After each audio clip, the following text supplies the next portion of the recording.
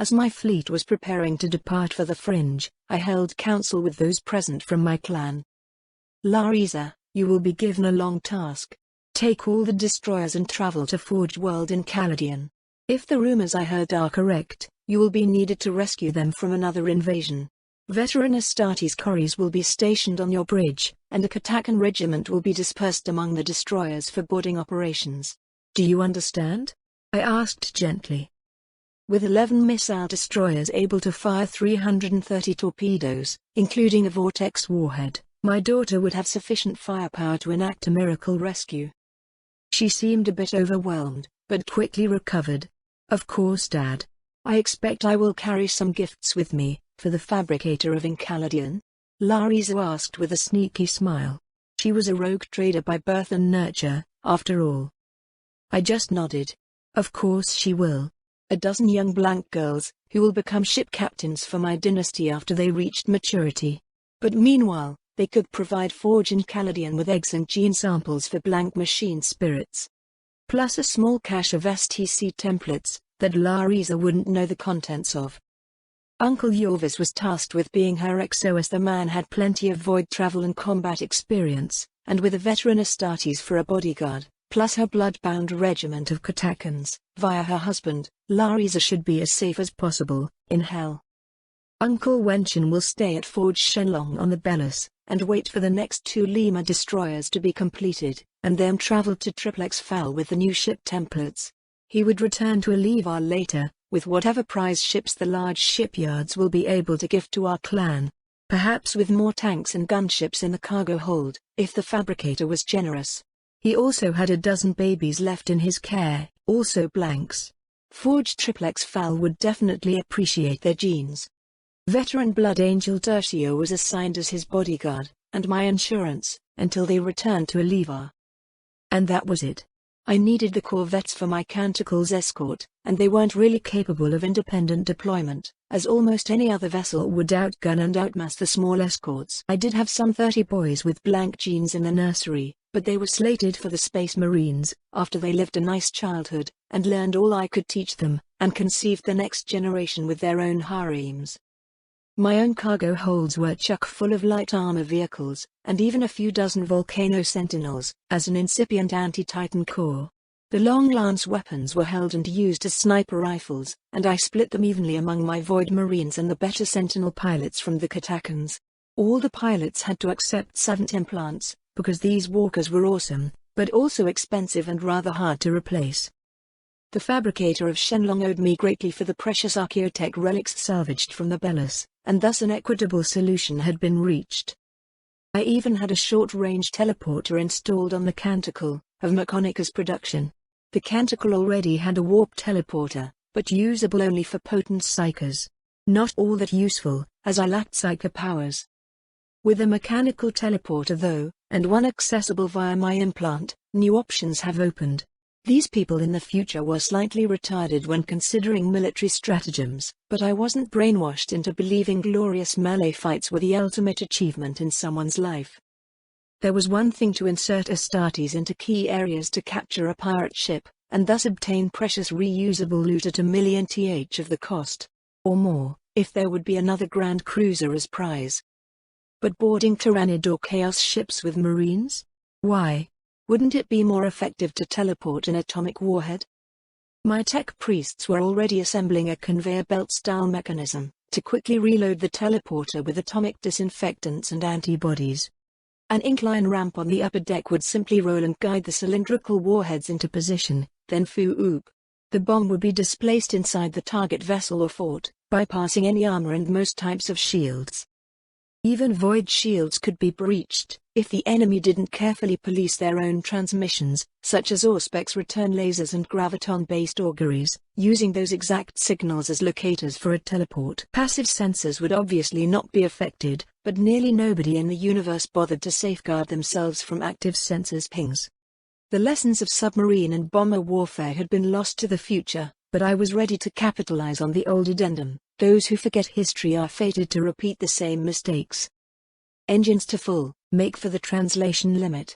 I ordered from my captain chair, after the conclave was over and the farewells had been said, and the hugs to the departing kids faded. Canis wailed as well, somehow knowing his puppies were leaving for a long time. But after the fleet entered warp, I returned to my rooms to procreate more babies to replace the missing ones. One last time with Decima, who wanted a break to recover and manage the clan affairs without a marsupial pouch attached to her stomach. Henna was still good for a few more, and rather happy with her role. Then another squad of Katakan's Amazons, and Naya, a new Void Marine woman, who reached adulthood right here among the crew, and wanted to take part in the clan's growth. Of course, a rogue trader was the best catch she could hope for, and there were many perks attached to her concubine role. No more work shifts and boring guard hours, a bit less training, better food and living quarters, and as expected, lots and lots of deep husbandry. Naya lounged in my lap as I rested in a cogitator armchair, and watched with interest as I struggled to complete another STC template, for a ship assault rapier. Why does it have a single onslaught_gatling_cannon? Wouldn't it be better with two? She wondered with a naive voice, while reading the description on the side. I let my left hand cup her breast as it drew my hand back from the holofield. That weapon fires 8,700 rounds per minute, each round as big as a heavy bolt. The recoil is immense, my dear, I explained in a gentle voice. It was hard to keep the small rapier from flipping over anyway. Two guns would surely make it take off, backwards. I had to use triple-sized tracks, just for enough friction to counter the recoil, plus hydraulic absorbers. All right then, my lord. But I still say more guns are better. Perhaps smaller ones? She asked again. I saved the new template and opened the next, with 6 las cannons stacked 3 guns over the next layer. Like this one? Well, the problem is energy. Las cannons can't fire for too long, before the capacitor is discharged completely. I mused to myself. Whoever was in front of those guns wouldn't enjoy a single salvo, not to mention 3 or 4 shots. It looks great though, by the Emperor. These Mechanicus guys sure come up with the nicest weapons, don't they? Naya inquired naively, and Ludvius coughed for no reason somewhere beside the door. Well, the Blood Angel did have a point. Of course they do, my dear. But this weapon is a Blood Angel design. Sadly, they never considered us normal people, and the rapier controls don't have servo motors. Without power armor, it will be hard to use them, and harder to hit anything not standing still. Naya sighed in defeat. So we need power armor for our Void Marines, or servo motors, whatever those are. I kissed her head, and started working on that. Power armor wasn't an option, but servo motors were basic technology. Even I knew how to design a car steering wheel. Well, a car with tracks. A few hours later, the new beam rapier template was complete and Naya slept blissfully in my arms. Thus, I left her to sleep in my bed, and checked my timer. I had 3 hours of creation remaining, so I loaded the Doomhammer schematics obtained from Shenlong, Baneblades armed with a weaker magma cannon, a type of heavy lance that could melt rocks into lava or magma. It was a pity to have a super heavy tank use only one such weapon, and Naya was right. 2 guns were better than 1. I began by removing the troop compartment, and installed an atomantic reactor in its place, then enlarged and upgraded the turret to hold a twin magma_cannon. Plenty of energy left so shields and defensive multi-lasers would be feasible. Ludvius had sneaked behind me to appraise the new template. This Baneblade variant, it's for your own troops, right? Yes, my friend. It will do for a start. Imagine 100 of them, besieging any feral world in the fringe. I replied thoughtfully while sipping from the recaf mug. No ammunition and no fuel, except radioactive rods for the reactor. Completely self-sustaining for a decade, he said in approval. Exactly my point. I saved the new tank template and went to sleep, hoping for a better future. During the trip back to my distant empire, I focused on creating a host of rugged but simple and cheap machinery for my own people. Here, I wasn't limited by the crazy regulations of the Imperium, which forbade innovation and invention. Not that I would even be able to create something like a rift_cannon to bend reality with every shot, or even a graviton_singularity_cannon which fires tiny black holes for fun and profit. No, my weapons and machines would be very familiar to someone from M2 or M3, because these machines were just that. Reconnaissance drones, made of flimsy steel sheets with a twin-picked/infrared passive Auspex sensor, using a propeller and solar panels recharging a lasgun-type power pack for propulsion, to survey a hostile area from high altitude in near-perfect silence. The Auspex's machine spirit should suffice to glide the drone over a designated zone. Serve it a brain if really needed. Cheap attack drones, with a slightly more durable structure of steel with plasteel ribs and 2 propeller engines, to support 6 crack missiles or even 1 incendiary bomb. An active LiDAR/ultraviolet sensor to detect concealed targets under foliage or fog. Servitor brains to be used as pilots, for better accuracy. Ground attack aircraft, made of plasteel with a few titanium ribs for load bearing, with an assault cannon in a mobile turret underneath, and 800 killer missiles in free-fall slots, but guided by a single Logi engine installed in the cockpit. Unguided rockets and incendiary bombs could be used as well, against massed infantry or wooden cities. Again, servitor brains would make their loss less expensive, as pilots were valuable. Much smaller and 1,000 times cheaper than a Marauder_bomber. High-altitude interceptors, of plasteel and titanium, plated with a centimeter of ceramite over the jet engine and wing edges. This fighter had a las cannon fixed solidly underneath for direct fire, and 8 long-range missiles to engage enemy air units like zeppelins, bombers, dropships and drop pods. Wouldn't stand much chance against a true starfighter, but that Fury_interceptor is 5 times larger and maybe 1,000 times more expensive. Pilots might be needed, as skills and reflexes would make a big difference. I already had the light weasels for infantry support and suppression, but I made a Chimera variant with a twin autocannon and crack grenade launchers for backup and elongated the troop hold by 6 meters, to allow the carrier to carry 50 guardsmen in relative safety. The upper tracks were lowered in height by half, to allow firing ports on the upper hull, for the infantry inside. Heavy stubbers, or classic machine guns would be easier to make, but also quite irrelevant against almost any enemy. Tyranids, Orcs, Eldar or Necrons would just shrug off normal bullets, so I didn't see the point of trying to build them. Perhaps for police units, against fragile humans. You may think those flying machines are easy to design, being many eras older than the current times, but the original makers had thousands of engineers and years to work with. I finished everything in 2 months, saved them on different data slates, and marked them as ancient STCs from Old Terra. It was almost true, anyway. Just in time, as we arrived at Eliva the next day, so I got some sleep. The Vox channels instantly filled with 1,000 urgent requests from everyone with access to a phone. Radiophone. I waited for an hour and filtered through the transcripts. Years have passed since I last ruled from my capital, and many people seemed to have forgotten me. Others had grown rich and powerful, especially the merchant and nobles' houses allied directly to me via bloodlines. It seemed Larisa made it to Forge in Caladian just in time to cash in a favor, blowing up 2 Orc battleships and supporting the Mechonicus to contain a large Orc warg. The adamantium of those enormous warships would be melted and reforged into new destroyers and a fleet of missile corvettes, plus 100 Doomhammer heavy tanks, just like I needed. The tanks would have to be converted into the better variant at Antax, but such is life. Can't win them all. Wenchen was still guarding Forge Shenlong, and their fleet was growing. The next 2 Lima-class hulls should be finished in a year or 2. And Varian was still crusading to the north. His fleet increased with 4 more destroyers and an older cruiser captured from the locals, who used it as an orbital fort and trade station for lack of repair. He did manage to lose 4 corvettes somehow, so the total numbers were much the same. But I couldn't expect everyone in the clan to have my cheetah luck, although Larisa seemed to have inherited that trait, instead of the blank gene. Fate is a fickle mistress, right? I immediately dispatched 3,000 tech priests on the Litany light cruiser to Natale, the location of Varian's outpost, to repair the cruiser hulk enough for a single warp trip to Antax. Old ships wouldn't help us directly, but a Forge world could indeed create another amazing vessel like the refurbished Lament cruiser.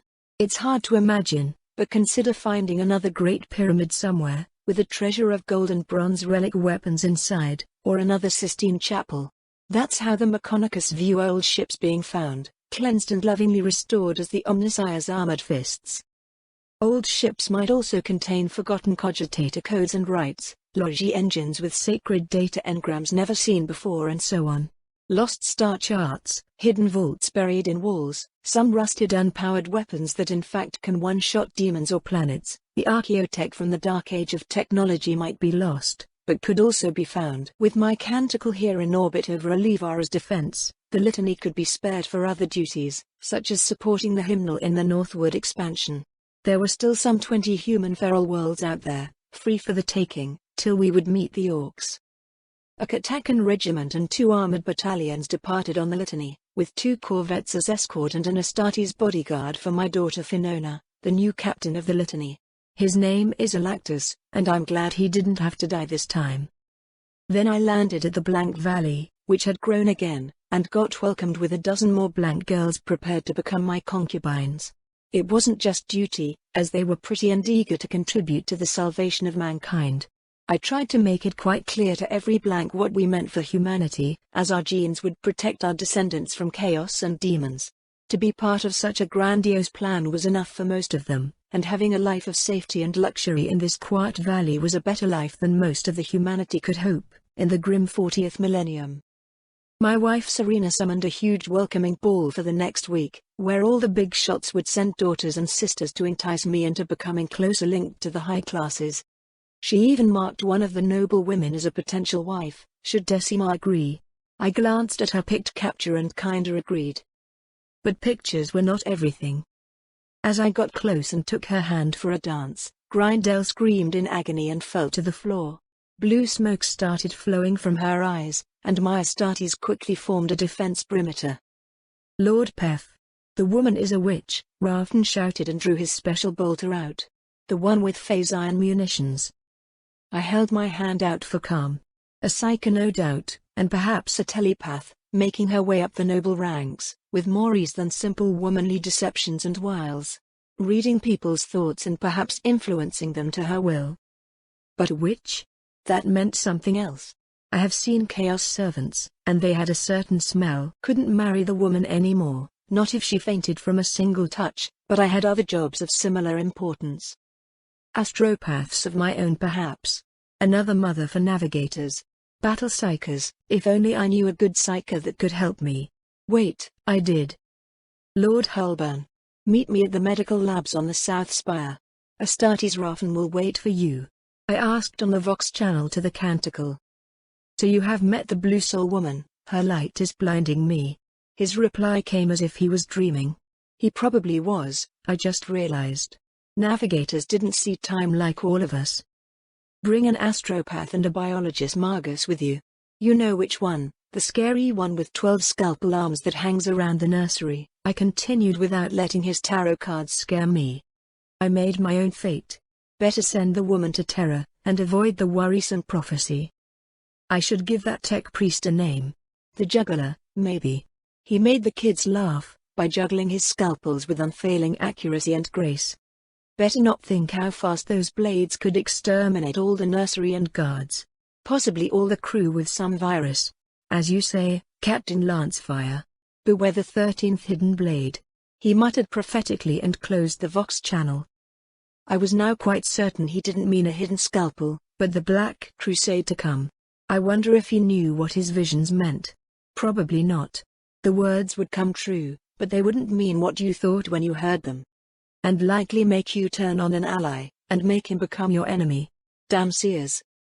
That's why I hated the crazy elder. They would always point you in the wrong direction, at the wrong target.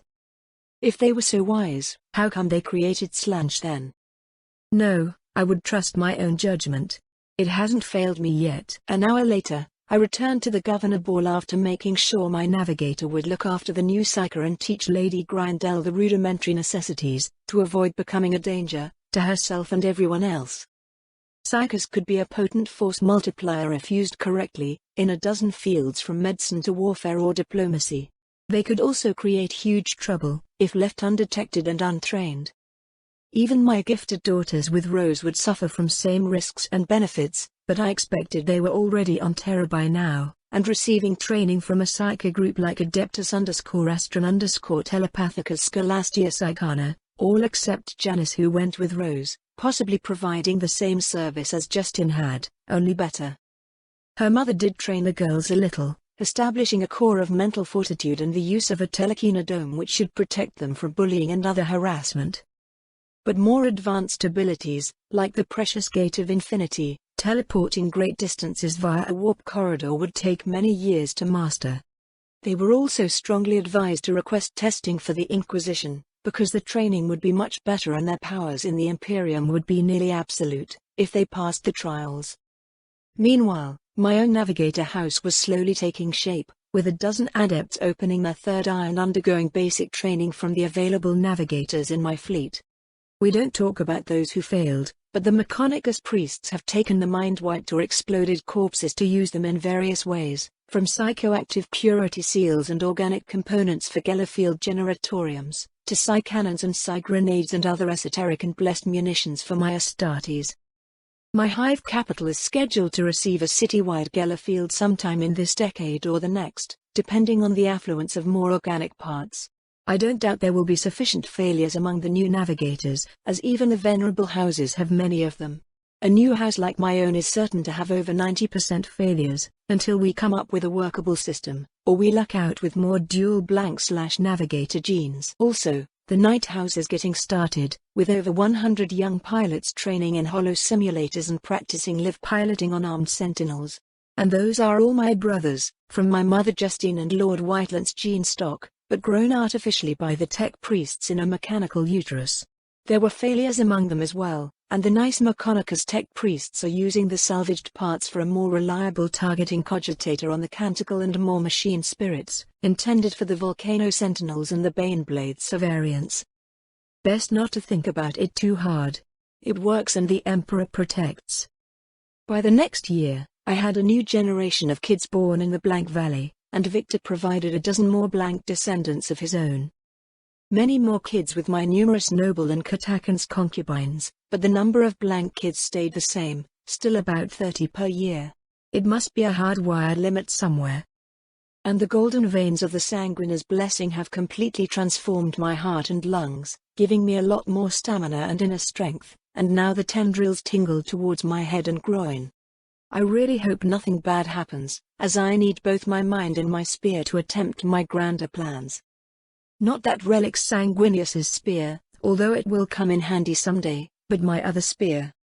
My daughter Larise has sent word that she'll depart for Forge Antax soon, once the fabricator at Forge in Caladian finishes preparing a light cruiser for her, another endurance class but upgraded with the Lima-class torpedo cells and twin volcano batteries. It isn't that much of a favor, but the cruiser will be loaded with attack gunships and heavy tanks, which we cannot yet produce in the Fringe. Forge World in Caladian is also building two types of corvettes, one a remodeled torpedo barrage stalwart_escort_ ship, without warp engines and navigators, and another escort type similar to the retribution pattern I made for the Imperial Navy. They also preferred converting the destroyer hulls already in production to the Los Angeles class, as those were simpler and faster to build, and used more common or cheaper weaponry. Logistics was always a big factor, and every Forge World had different capability and expertise. Wenchen had also departed towards Forge Triplex Fal, in command of a Lima destroyer while his son commanded the other. Nepotism was the name of the game in a rogue trader dynasty, and with every new and bigger ship that family branch grew in power, wealth and reputation. Expansion to the north was due to restart soon with a fleet anchor point at Natale, just after the chant for the vanquished. The repaired cruiser left for Antax and the new orbital forts were emplaced and armed. The forts were still mere metallic asteroids with guns and shields, but why fix it if it works? Ilivar had about 50 such forts in orbit, and 50 more planned. This galaxy was dangerous, the distances vast, and in space nobody could hear you scream for help. I mean, they could, if you had astropaths, and they also had astropaths that listened, and there wasn't a tyrannid silence or a warp storm blocking the transmissions. Better be safe, than hope some Astartes chapter had a fleet nearby and ready to assist. Planet Natale itself had a few billion people, but only a single hive, the rest spread out in smaller towns all over the planet, split in warring factions of nobles and warlords. Much fewer nobles now, after Varian pacified the planet in the usual style. The planet did have large river plains for agriculture, and even steam power trains and factories. They would be of great help for my colonization plans, after a generation or two of interbreeding with the Kotakan regiment. But the peace wouldn't last. I wasn't even surprised when my incipient forge Retribution screamed for help, as the warp disgorged a big orc fleet and a space hulk crawling with a billion green mushrooms. In an hour, I gathered what ships were available and departed for war. I did recruit Tech Priest Minoris on my ship again, because his amazing brain power will be needed. My wife Serena was bulging from my husbandry achievement and so was Henna, so they stayed on Levar. Only dear Decimar joined me on the rescue mission, and only the combat-able concubines. An orc invasion was not a pleasure cruise for noble concubines, despite their pleas. I had enough Astartes with me to consider capturing some orc ships, as the metal hulls alone would be worth trillions of thrones. Other weapons and ship systems could be valuable as well, and that Space Hulk was an immense prize by itself, going by the Astropath missive. By next week we arrived at Retribution with my battle cruiser, 2 frigates and 6 destroyers and 400 corvettes of various types. Yet again, another corvette vanished during travel, proof of their weak resistance in the warp. The Tech Priests and my ground forces were already under siege, 100 million orcs having descended on the Forge world looking for a good fight and more plunder. A single orbital fort was still standing, and a dozen corvettes had been lost by the defenders, somehow.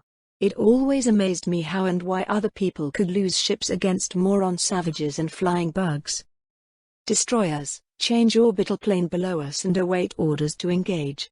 Frigates, speed ahead towards the planet and glass whatever is infested and not protected. Corvettes, form in pattern beta on the Canticle. I ordered after a single minute of deliberation. The orcs were idiots, and it didn't take much to defeat them. Just avoid their armored prows. We wisely avoided the large space hulk for now as it was too slow to chase us, and the Canticle soon confirmed a damaged Apocalypse-class battleship was embedded deep inside, only the gigantic engines and their known size and disposition allowing a positive identification.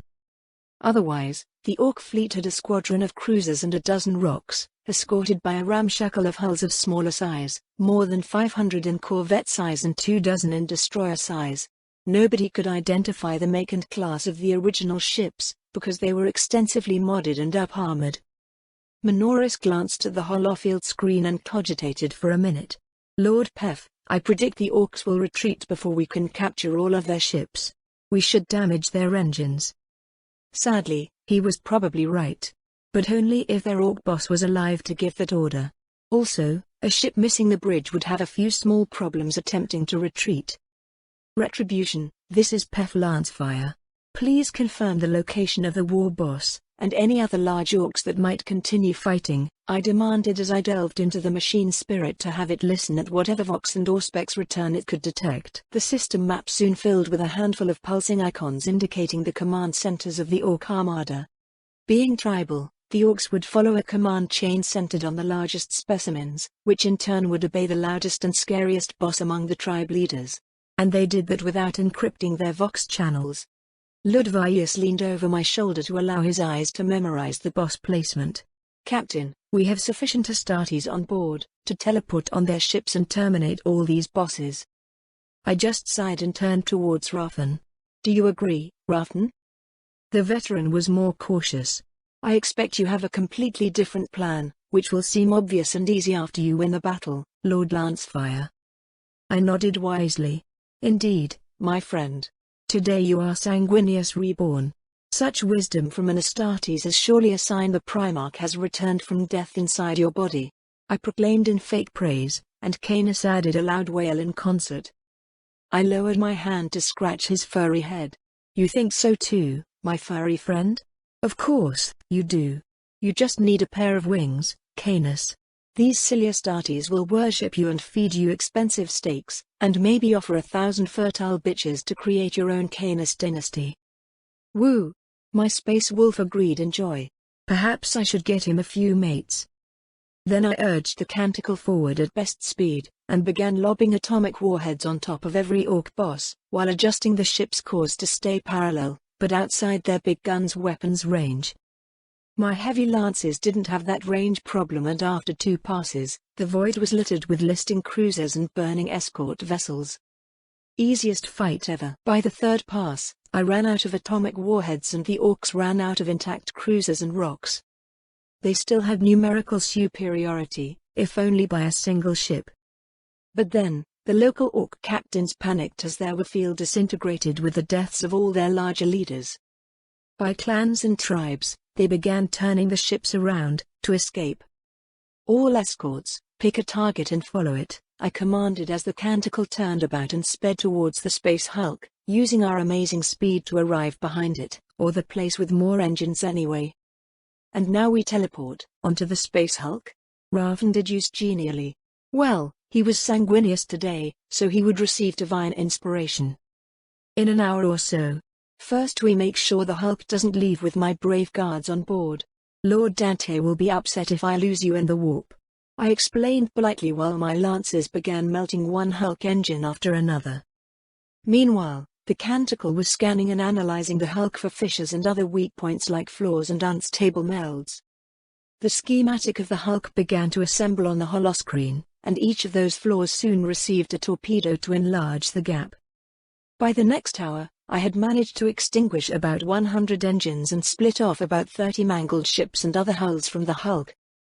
The corvettes, already successful in their antifungal task, joined the canticle and began burning the separated fragments with their lances and plasma guns, since I didn't need genestealers or feral orcs to remain hidden in the wrecks. The metal was valuable, everything else much less. A couple of black-painted orc destroyers did reach the warp limit and escaped, but as their hulls would be exposed to the warp due to numerous holes and punctures, that was likely a worse fate for them. Who knows, perhaps the orcs inside would enjoy a good fight with unending hordes of demons or enslavers. All I cared about was dislodging the nice battleship before the hulk transitioned into the warp. A dozen torpedoes later, the large fragment containing the Apocalypse-class derelict finally dislodged from the space hulk. There was still a lot of metal on the hulk, but I was out of torpedoes too. Blood Angels. By squads, report to the teleportarium and cleanse that battleship of invaders. Secure the reactor first, and then a hangar for reinforcements, I ordered, pointing at Ludvius. By your order, Captain. A battleship would be a glorious prize, Ludvius exclaimed bravely and started stomping towards the door. Take 10 times more ammo. Make that 20, I yelled after him. Raven pouted as he had to stay and guard my life. Next time is my turn to conquer a battleship. Damn my luck. He complained like a huge child. Orders for boarding parties made of servitors, tech priests, voidsmen and katakans were also sent, and I also launched fighters to provide escort for the assault boats. The Ogrins were not sent, as I wanted the battleship somewhat intact, if possible. Hulk smash. Ogrins were terrible around machinery, and always damaged doors and elevators on the canticle, by accident. In fury and pain from combat, a company of Ogrins with adamantium weapons would ruin a lot of irreplaceable relics. Squad by squad, the Blood Angels inserted via teleport inside the battleship and began shooting. And shooting more. And then even more. Shrieking enemies flowed continuously into halls and walkways, but a company of Space Marines wasn't easily defeated. Terminators and dreadnoughts did carry huge amounts of munitions, but a battleship has immense volume, and all of it was infested with enemies. I had to teleport more crates with bolter ammo and drum boxes for auto guns, and the Astartes continued shooting. Orcs of a dozen kinds, genestealers, then other creatures like ragdoll cyborgs and tyrannid tyrants. And then, the hangar door opened and my landers could transport inside thousands upon thousands of servitors and rapiers and weasels and sentinels, and the tide slowly turned. I think I managed to chip away a quarter of the space hulk, before sirens blared and the behemoth started moving by itself towards the warp limit, an arbitrary boundary where the sun gravity was weak enough to permit warp jumps. My destroyers blessed the departing hulk with the rest of the torpedoes, chipping away some more scraps of metal. And then the space hulk departed, after gifting me the prize I always wanted. A real battleship. Sure, it was damaged and will take a lot of effort to clean up and repair. But after that, the sky was the limit. The Advance stalled when encountering a band of feral humans armed with melter guns, but but I just sacrificed all the servitors to consume their gas canisters and sent more landers with new combat servitors, this time with adamantium shields for the front lines. Then I went to sleep, because winning still tires me, and my flesh is still weak. For a month, fighting continued deck by deck and corridor by corridor, until I ran out of cheap servitors and orcs to kill. The tech priests on Retribution were still besieged by millions of orcs on the ground, but we had orbital superiority and large orcish advances could be stalled or erased with lance batteries and even macro cannons. The corvettes began dragging crisped hulls towards the shipyards, where the tech priests will begin reforging the metal into new and blessed machines of Mechanicus design. By the second month, most of the battleship had been cleansed, except the lower decks still crawling with human mutants, genestealers and other life forms of unknown types, perhaps Tyrellians. The biologist magi were ecstatic at the chance to capture and examine these strange life forms, although I didn't jeopardize my troops for their experiments. A large genestealer managed to kill a couple Astartes, simply by proving more durable and vicious than the best of humanity's soldiers. Going by the tentacles growing on its front, it was likely one of the YM-Gal_genestealers. It took 3 sentinels and a Blood Angel dreadnought to bring it down. Still, by the third month the battleship was declared clean, and I began sending most of the tech priests and engine seers available to begin repairs. Under armed escort, of course. The genestealers were rather smart, and many could still hide in a vault or pipe or other hidden place. With some effort the Apocalypse was pushed and dragged in orbit above Retribution, and the cult Mechanicus began build scaffolds and docks around it. My Blood Angels rested for a few days, then continued liberating the crippled orc cruisers, although the job was much easier without the terrible speed and fierceness of the Tyranids' bioforms. The Katakans aided as much as they could, taking the second line and providing cover and rest for the power-armored Marines. I used the Canticle to sear away all life on the damaged orc rocks, and also deployed my armored units on the surface of Retribution. Slowly, the invasion was pushed back and forced away from the main spires of the Mechanicus, where we could use orbital support more liberally. Super heavy tanks like Baneblades, Fellblades and Doomhammers proved too well armed and armored for these orcs, and my ships would immediately target any sign of a war boss emerging in the wasteland. The other vehicles aided with patrols and lighter fighting forces, and by next year we declared Retribution saved. The orcs would sadly always return, either from the ground sprouting like mushrooms, or invading again with spaceships or hulks. Just like in the Imperium of Man, Forge worlds made extremely tempting targets for invasion, due to the amazing technology and weapons that could be plundered.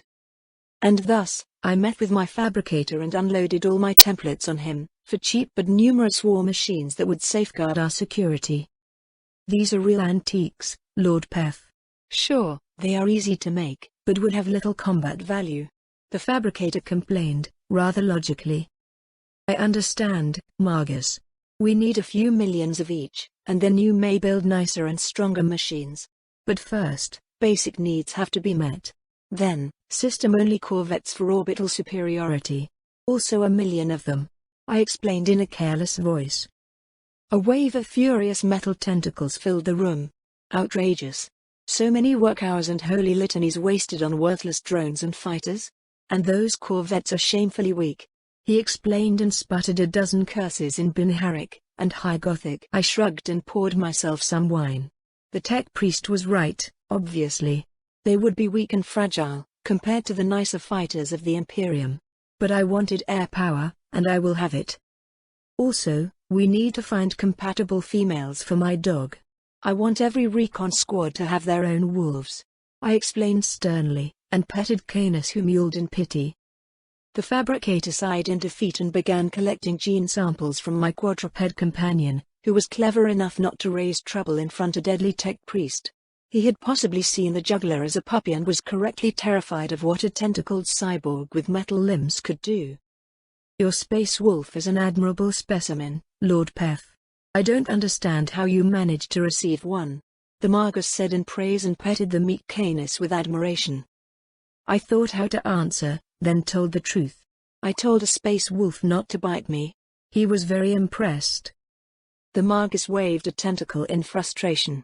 Go away, for now. I'll need to call Antax for help, and request more tech priests. and I'll have to share these relic templates for it," he said in a metallic growl. I smiled and patted his shoulder. "Don't worry, my friend. I have a score more, hidden somewhere.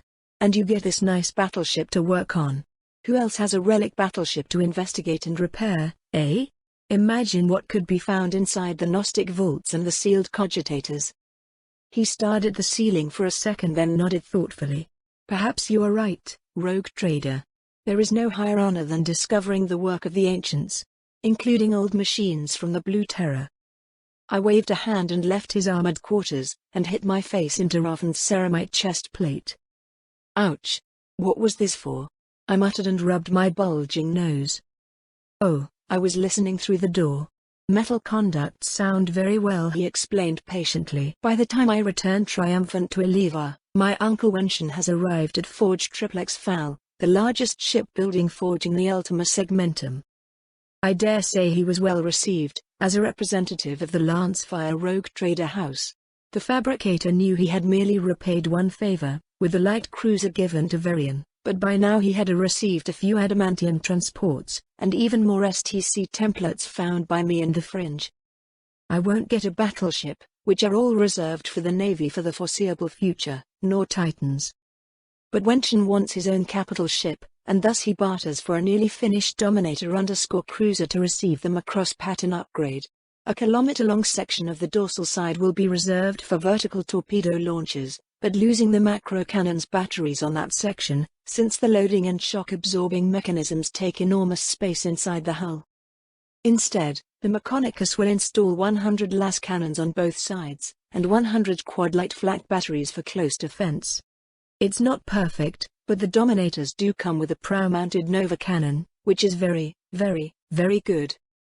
I'm pretty sure I won't be able to reverse engineer such an advanced weapon, but maybe I can scan and copy just the Nova shells.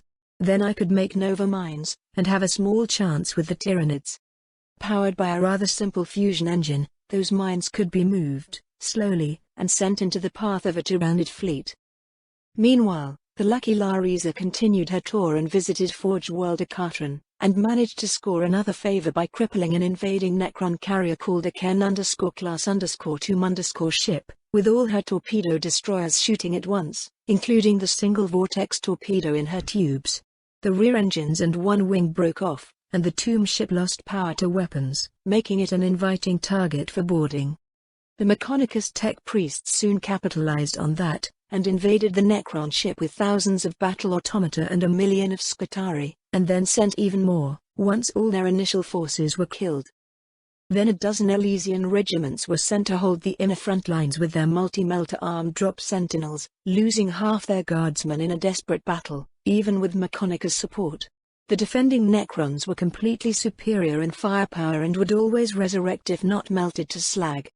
An entire Space Marine chapter called the Black_Templars arrived from Fergax and finally managed to pacify the wreck, and only lost 30% of their brothers. During the siege, 3 Necron Scythe_Class_Harvest_ ships arrived to attempt to rescue, and Larisa miraculously managed to blow up one of them, again with a full torpedo salvo, before running away like a true rogue trader. Of course, such a victory didn't come cheap, and my daughter lost a precious torpedo destroyer, which kinda sucks. Hopefully, that loss will be restored by Forge Akatran without having to pay the full cost. The Astartes and the Mechanicus lost a lot more, but the Forge world was saved, and they even got a huge prize in the shape of an advanced Necron ship. And with that small data slate provided as a gift, I'm almost sure I have another ally among the Ultima Segmentum forges. Sure, they might be dicks and refuse to trade in good faith, but then there will be no more aid. No more templates, no more free adamantium, no more rescue fleets. Their fabricators should know this even better. That Forge world was next door to a huge orc empire called Sharadan, which launched new wars decade after decade, if left unchecked. And Rose also messaged me, a short few lines how Jane was safely placed, and she found some voiceless women that could help me. Then again, astropath messages were sometimes weird or required special knowledge to understand. I kinda suspect what she meant, and the Inquisitor possibly didn't want to disclose everything over the warp net. Last good news was the fall of Mandragora.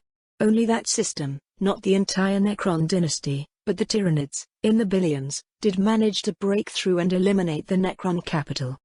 So I had an idea and walked cheerfully to my vault, and powered up the mental Skype with Trizin the Infinite. "It's me, the puppy guy," I commenced as if we were old friends. "Of course you are. So, did you find something to trade?" the old Necron demanded forcefully. "Well, let's put it this way, Lord Trizin. Now that Mandragora has fallen, I need a new target to send those pesky Tyranids after. Got any enemy close by?" I wondered in a more cheerful tone. A long silence followed, which was possibly a good thing. "I see. Perhaps we can work together then. How about Bone Kingdom Drizak?" the Necron collector mused in a wary voice. "Not exactly close by, but it should work. Doable, with some effort. By the way, I located the Tau sword I heard about. Some person named Commander Farsight has it. A fire caste leader in the Tau enclaves," I added for a better future barter. Again a long silence followed. "This can be confirmed, with some effort. And what do you need in exchange?" mysterious voice in my head. Now it was my turn to think it over. A very simply and rudimentary spaceship drive. Speed of travel and size of the engine are not really important. Only the ease of manufacture. I asked after considering other outrageous proposals. Advanced weapons or systems of Necron design might be potent, but not reproducible. Trizin cursed a few times, as he knew this wasn't such a simple deal. "How exactly easy to build, do you need it?" I smiled inward and thought how to articulate it. Imagine for example, a Mechanicus forged world, that can only produce a design using a simple but detailed schematic for every part. Then make it even easier, if possible. Also accessible materials, like iridium or adamantium, nothing exotic. The Necron Lord cursed again. I begin to see the problem. Something akin to those Tau engines, but even simpler. This will take a few years to construct and test. At least you didn't ask for a teleporter made from steel. "I have a teleporter, just like you do, Lord Trizin. But these allies of mine are less advanced. They did manage to cripple that tomb ship at Atrakan, so I should consider that another gift. One less enemy, right?" I asked in faint amusement. "Atrakan? A forge world? Those are your allies?" he asked with suspicion. "They make lasguns and sentinels, so you may imagine how simple the ship engine must be. Although of course, there is no way to build those engines in the Imperium of Man. Xenos technology and all that discrimination." I complained a bit. A minute later, the Necron Lord replied with more confidence. "Upon the destruction of the Bone Kingdom, you will have your cheap engine, stranger with a puppy. Be warned, it will need to be large, to make it easy to construct by those primitive tech priests. You'd need at least a 10-kilometer long ship to fit it into. And you will need 3 times as much reactor power than a regular warp drive. Easy build reactor is not included in this trade." I sighed and closed the mental link. Then, reverted the stasis field and took the elevator to the bridge, finding only the emergency crew at their stations. Couldn't actually leave a battle cruiser like the Canticle unmanned, because reasons. Someone might steal it, for example. So I sat in my command chair and opened the Lancefire Empire map, tracing routes and output yields from my planets and mining systems. Liberation, the first system I grabbed from the pirates 3 decades ago, was now a productive and highly profitable enterprise, with 23 million servitors working as miners and smelters, and over 1 million other people, like 5 guard regiments on the outposts and orbital forts, plus engineers, tech priests, scribes and various merchants, servants and a dozen clansmen to oversee our wealth. The local forge was principally making iron, steel, plasteel and titanium bars and ingots for my own industries. Other valuable minerals like iridium, tungsten and osmium were sent directly to Antax. Iron and copper were being mined planetside on Alivar and Retribution, while Natale was proving to become important for producing coal and promethium as well as food and textiles. The locals already used some early type of steam engines for locomotives and mining equipment, and also for seagoing vessels and toxic electric power plants based on fossil fuels. This will have to change, and already did with the tech priests brought by Finona. Fusion power plants were 1,000 times more efficient, and the precious coal and promethium could be better used to make carbon steel and heavy flamers, or combustion engines and jet fuel. Those millions of ground attack and interceptor airplanes will need a lot of cheap fuel, as will the Weasels and most light tanks. We still needed a good source of radioactive minerals for the fusion generators, and growing our population a dozen times, via emigration to the feral planets. But for all that, I would have to take a fast trip to Sutha, and change the beacon to illuminate the next target, the Necron Bone Kingdom from the Ghoul stars.